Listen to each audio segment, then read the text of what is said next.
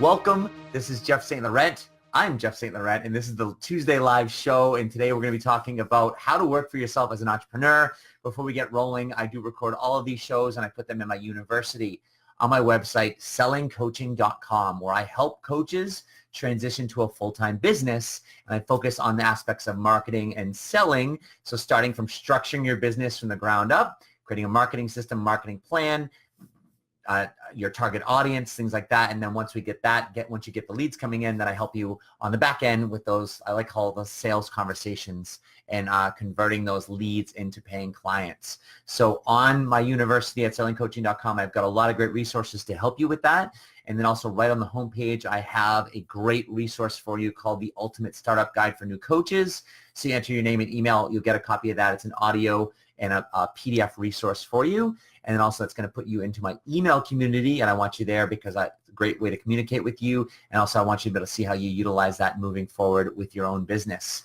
And then lastly, before we get going on the topic, if you need some structure in your coaching business, no matter where you're at, starting off, or you've been doing it for a while and maybe you just haven't quite achieved the results you want, or you want to earn more income, etc., and you need that structure, you need that help, consider hiring me as your mentor coach. And if you wanted to learn more about that and talk to me, go to sellingcoaching.com, the work with me page, and fill out the form at the bottom, and then I'll follow up with you. We can create a relaxed conversation and see where we can go from there. With that being said, let's jump right into this topic, and that's how to work for yourself as an entrepreneur. So as an entrepreneur, you work probably in your home. So this is my office, and no one's here. And guess what? No one's here all the time. Yes, there might be people outside in my home, my son, my girlfriend, etc., my parents when they were here, etc., or maybe there's even guests. But for the most part, no one's here. And certainly no one's in my office because I set boundaries. And yes, you know what? I don't always adhere to my own boundaries, but there are times where we falter and things like that. But the challenge of being alone all the time, all day, every single day when it comes to work is, well, just the fact that just being alone. Where's the accountability? Where's the discipline? Where's the consistency in that? Especially when you're in a situation where you don't really even know what you're doing. You don't have a clear plan, a clear structure. Like I said, when I mentor with my clients, I can help them with a structure, give them a plan, because that structure and that plan, it helps them know what they're doing on every single day. And then obviously from there, once you know it, you've got to be able to work it, and you have to have the discipline, obviously, to do work that as well. But we don't have that accountability, right? So when you have a job, you show up at the job, and there's accountability in a sense, because if you don't show up at your job, well, you got to use a sick day, or you got to at least call. If you don't show up enough, you're going to get fired, you're going to get demoted, and it's not going to be too long before that happens. Whereas here, you don't really have to show up. No one's really like saying, hey, Jeff, where are you? It's 9 o'clock already. You should be in your office. It's 10 o'clock, right? So we've got to set a lot of that structure up ourselves, and we got to find ways to create discipline, and we got to find ways to create accountability. And that's really what this is all about is when I talk about this today, if we look at this, it's how do we create structure? How do we create accountability and discipline to show up on a regular basis? Because when you show up on a regular basis and you do an item, another item, and these items or these activities, not just any activities, because you could show up every day and do a bunch of activities, but these activities might not yield results. So what we get paid for is not time as an entrepreneur. We get paid for results. Therefore, time doesn't matter. I don't need to sit in this office for 8 hours a day every single day, right? It doesn't matter how long it is. It's more of what results I can produce in a certain amount of time. That's the difference between being an entrepreneur and an employee. So as an entrepreneur, we need to figure out with whatever time that we have, and this is why we can do this part-time. We can do this if you still have a full-time job and you've got responsibilities at home, etc. You can find it in the morning, midday, after work, things like that, in the nooks and crannies of your day. Yeah, you're going to need some consistent time as well, but you can do it in smaller bits starting off and getting your message out there and starting to build an audience. But again, we got to create that so we yield results. And to yield results, we've got to do some specific activities. We've got to do them consistently. And I'm not going to blow your mind with all this new stuff. I'm like, okay, yeah, Jeff, we know we need consistency. Yes, I'm going to talk about how we can create that, but it's consistency over time. And I want to repeat that till it's just like, oh, I've heard it before, Jeff, because consistency over time, this is what's going to happen is that See, I've been doing this full time since 2004. And prior to that, I was a personal trainer. I had my own personal training business. Prior to that, like in high school and college, I did landscaping and painting. So I've always been, if I was say psychologically unemployable, meaning I've always been an entrepreneur. I've always had that tendency to me sitting in an office or punching a clock. Like it just, I'd rather be broke than do that.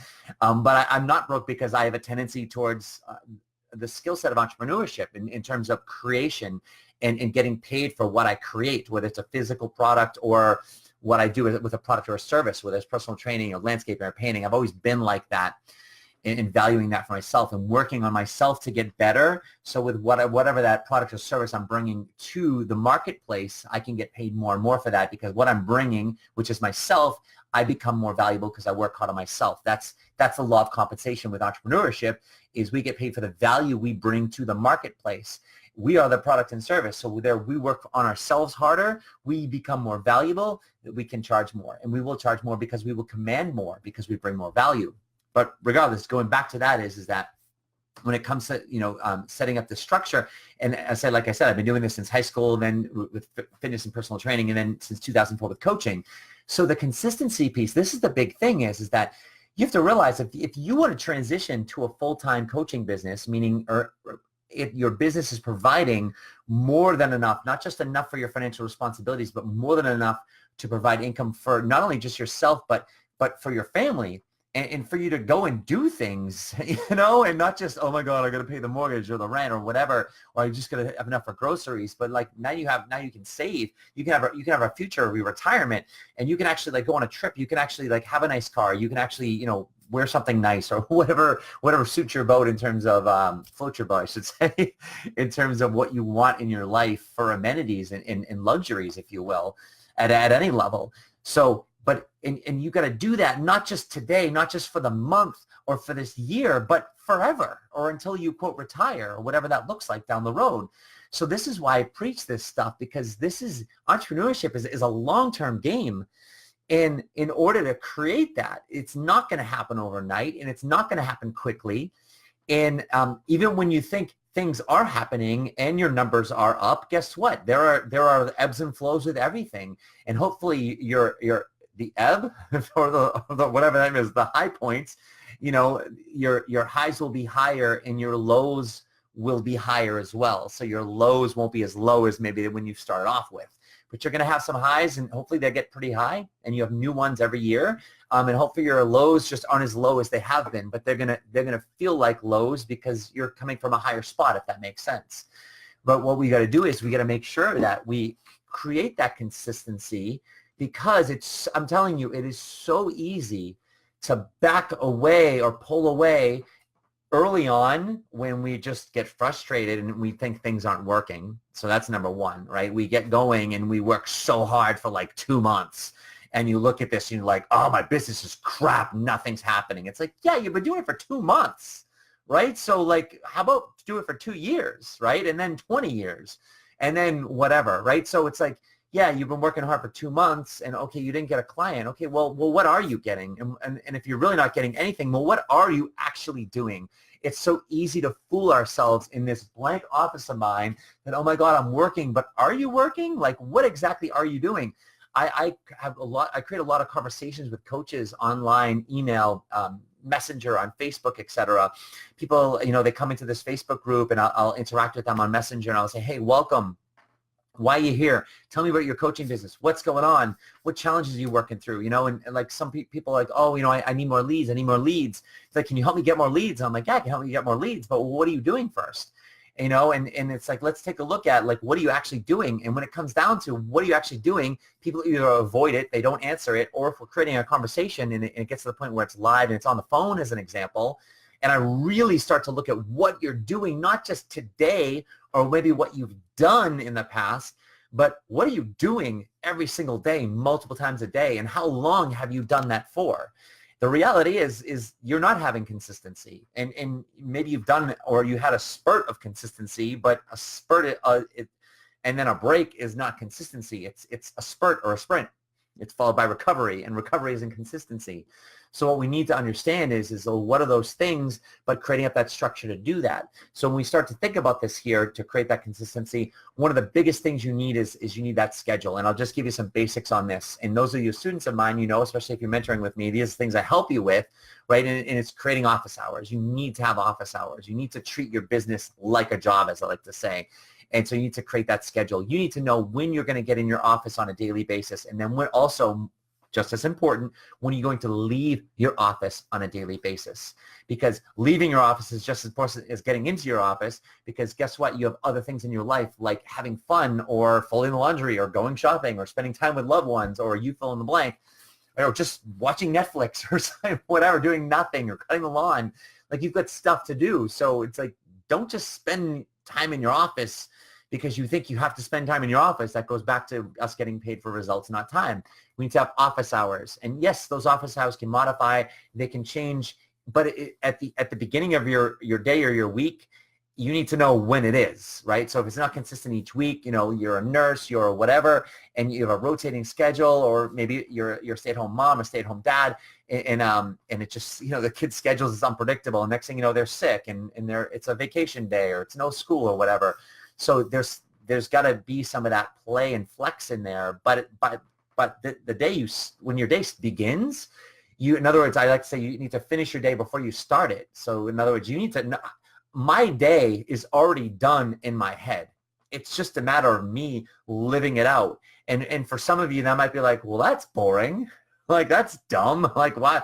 But I hope you get what I'm saying here is yeah, there's some blocks of time where it's free time, at 3 o'clock today, 3:15 I stop, and my son comes home from school, and then he does homework and stuff like that. And it's not like I've got everything planned in there, but it's just like that's blocked off for being with my son or being with my girlfriend, and then I'm going to basketball practice, right? So I know in that time frame what I'm doing. What happens in that time frame? Well, that could be spontaneous, that could be free, right? But my work hours, guess what? I know what's happening. But prior to this, I had 11 o'clock call, and I've got my live show right here. After this, I get off. And after this, I do a few things, and I've got probably about a 20, 30-minute space after this call before my next client. But when I go to my calendar, I have things listed in there, so I know where my time's going and what I'm going to do in that time. And after my 1 o'clock call, when I'm done at 2, between 2 and 3:15, I've got things bullet pointed in my calendar already, meaning I know what I'm doing. I know what's required of me.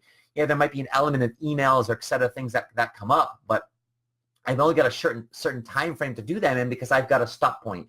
So I stay focused, and it's much easier for you to focus because I have an endpoint. When you don't have an endpoint, or you don't have those boundaries, if you will, on your day, that's what we call our schedule. Then what happens is okay, so I finish, let's say, with my client, and it's 1 o'clock, and then it's just like, okay, all right, well, let me check email, or let me get on Facebook, or let me go to the bathroom, let me get a snack, next thing you know, I'm folding the laundry, I'm surfing on Facebook, I'm reading an email, and then I'm ADD, and I'm just like way over here. But you don't know where you're supposed to be, so you don't know that you're off. And this is where you're in this world of your own, and you're fooling yourself, and you're thinking like, well, I spent 8 hours in my office today. Man, am I tired? Man, did I work? But did you really work? What did you actually accomplish? If I asked you, so what did you accomplish today? What did you do? And a lot, well, Charlie Brown, and it's like, or like maybe you can say a few things. Well, I posted on Facebook. It's okay. But it's like, what else did you actually do? Like I could, if you would ask me, what did you do yesterday in your business? I could open my calendar. Yes, I have a paper calendar, and I can not only tell you I had X amount of clients and did X, Y, and Z, but then in my free time, I've got check mark, because I did a lot of stuff because I wrote it in there. And I not only do I feel accomplished, but I look back and I can tell you exactly what I did and exactly what I accomplished. Not only that, is I can go through my emails and I can tell you, and I can show you the emails that I've sent during the day, and I can show you that and relate them back to revenue producing activities, meaning these are activities that are falling into categories like I'm following up with prospective potential clients. I'm prospecting in terms of, maybe on Facebook Messenger and starting to create new interactions with people, and then or admin or follow-up time in terms of servicing my clients, right? They're all business-related activities, related activities that are going to get me paid or keep me getting paid in terms of maintaining clients, right? So I can hard go back and give you hard items that I'm doing. That's what I want you to be able to do. So in other words, you got to finish your day before you start it. You've got to have that structure. You've got to have that schedule. And so I like to say this, your schedule is your boss. Because you don't have a boss. You can't be your own boss because you know what? You're not good enough to be your own boss. And this isn't me trashing you and saying you're not good enough. I'm not good enough to be my own boss because you know what?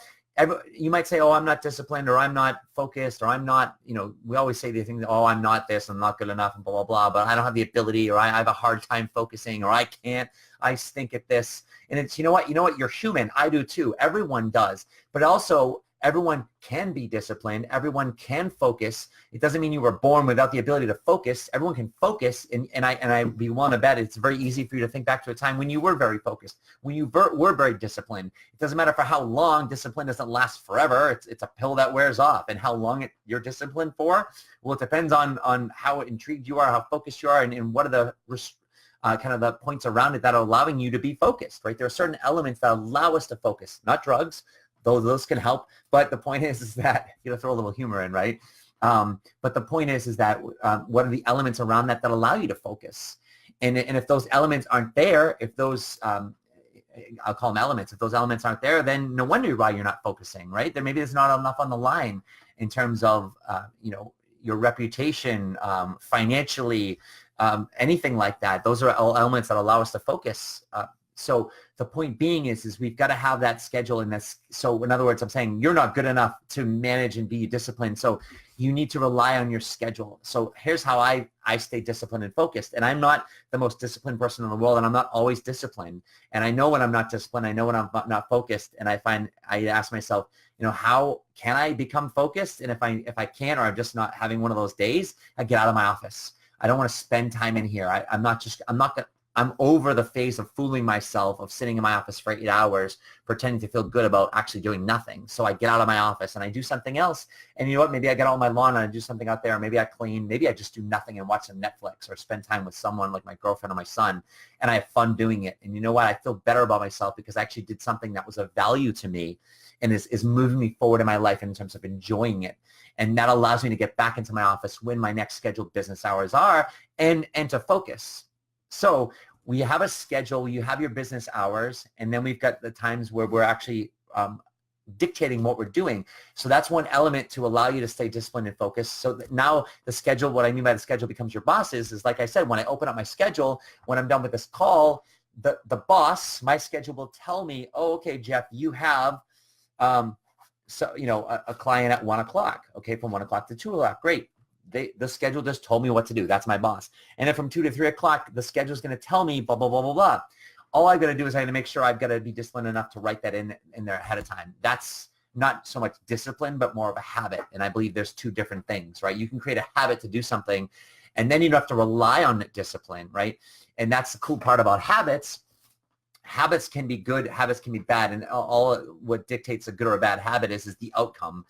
And if it's an undesirable outcome, we could label it as a bad habit. If it's a desirable outcome, we could label it as a good habit, right? But when you have habits, the great part is habits, like they happen more naturally, habitual, and therefore we don't have to think as much, or we don't have to rely on discipline or focus. It's just, I'm in a habit of doing this. I'm in a habit of eating ice cream every night. Okay. I'm in a habit of showering every night, or brushing my teeth, or flossing every night. Okay. I'm in a habit of going to work out in the morning. Okay, so it doesn't matter what it is, right? So if you want to floss your teeth at night, well, it creates discipline and focus and some accountability around that to begin to create that habit, right? So you see the difference between the two. So you get it to the point where writing what you want to do in your schedule and finishing your day before you start it, it takes some discipline to do that, but that becomes a habit. And then the schedule just automatically becomes your boss. Hopefully you're following along with what I'm saying here, right? I'm just trying to elaborate on the kind of the methodology in terms of what I've done to get to where I'm at. So you can look at me and say, oh, Jeff, you're so consistent, you're so disciplined. It's like, no, I'm not. It's just like I've gotten into some good habits and it's taking me repetition, and it's taking me a lot of trial and error, and I'm still not perfect, but I don't want to be perfect, right? If I'm like 70, 75%, yeah, in school, that's like a C minus. That's considered average. But in the reality in the world, if you're at 70, 75%, you're magnificent. You're freaking awesome.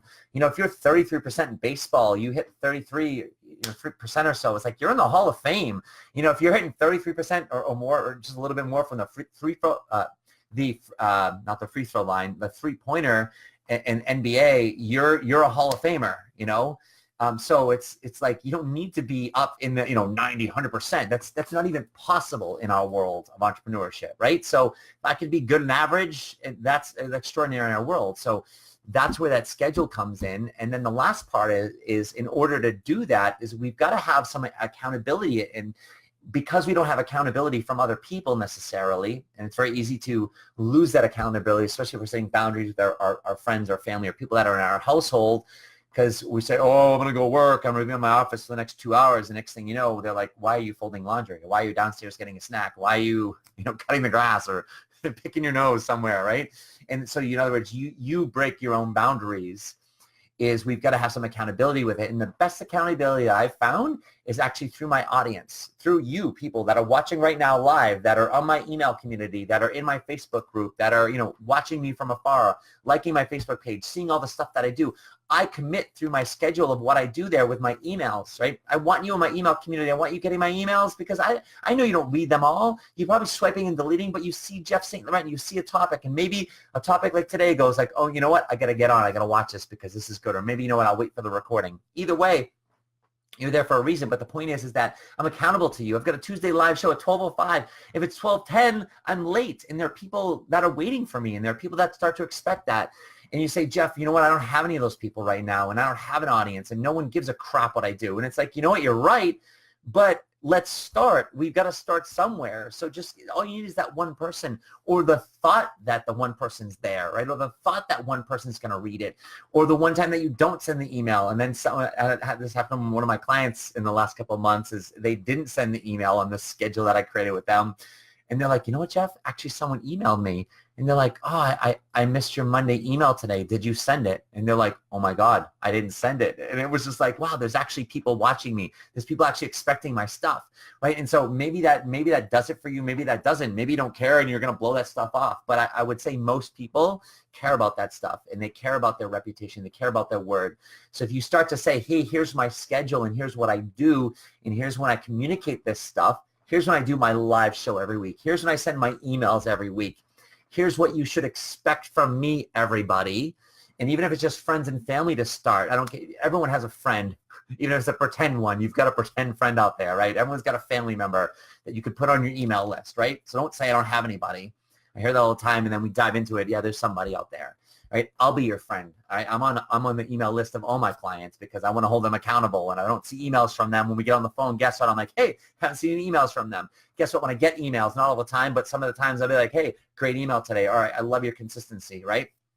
I do what I can to help them out and keep motivating them, to keep them engaged, and also know that I'm out there, because maybe that's the one thing that's going to get them to do the show, to do the event, to make the call, to send the email, right? So you've got to create that leverage somehow, somewhere for that accountability to do the stuff you need to do that's in your schedule, that you created the habit of writing in, so then the schedule becomes your boss.